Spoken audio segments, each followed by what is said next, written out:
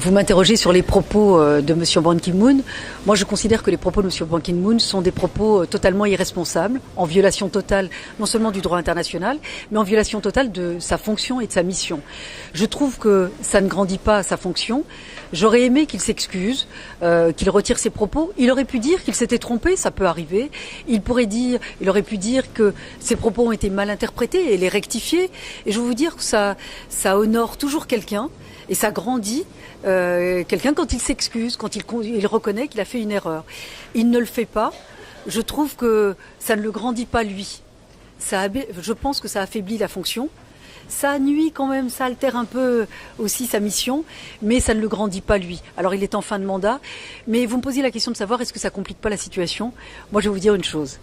Quand vous avez un peuple fort, un pays fort, un dirigeant fort, un leader,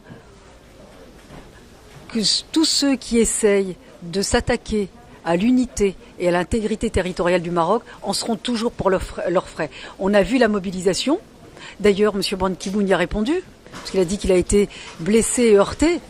Mais qui a été blessé les premiers ?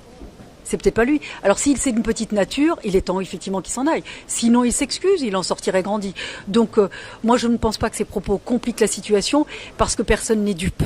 Vous avez vu les réactions internationales, y compris celles des États-Unis, mais moi je vois en France et en Europe de nombreuses personnalités politiques ou pas d'ailleurs. Regardez la tribune qu'a faite Jacques Attali dans l'Express sur son blog. Il le dit très clairement en disant ça n'est pas des propos à tenir par le secrétaire général de l'ONU. Donc tout le monde, y compris, moi j'ai entendu au Parlement européen, même des personnes, des parlementaires qui ne soutiennent pas le Maroc dans divers types d'affaires, ont été choqués par les propos de M. Ban Ki-moon en disant que les propos n'étaient pas, que c'était des propos déplacés. Donc tout le monde le reconnaît. Bon maintenant, moi je pense s'il ne veut pas s'excuser, fermons le banc. L'unité et l'intégrité territoriale du Maroc sont préservées et elles le seront toujours. Et je veux vous dire, moi, j'ai confiance dans les Marocaines et les Marocains. Donc, n'ayons pas d'inquiétude. Ils sont bien plus forts que ces propos irresponsables.